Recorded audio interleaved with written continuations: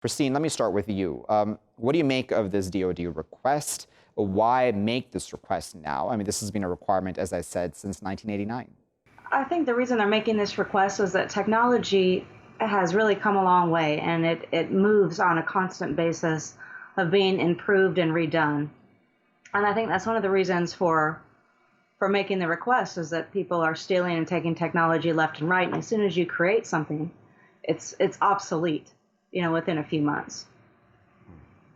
All right, so then does this, Christine, in any way hurt the sort of transparency that Americans are used to when it comes to how institutions in their country are spending money?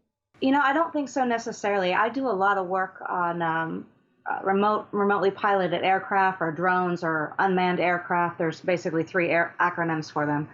And I'm able to find the data on this research and the money on this research that's being spent. And I think a lot of technology, that's what it's going for, is research and development.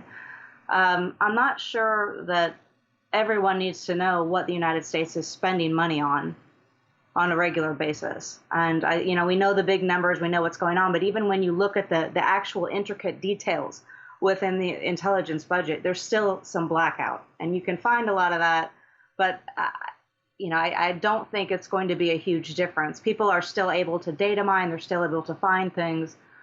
I don't think it's going to change, the research and everything that we see tremendously.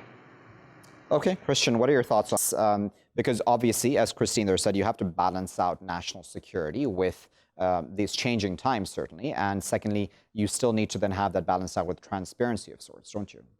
There's two views here. I mean, on the one hand, of course, Christine is right that people that really want to find out are going to be able to find out.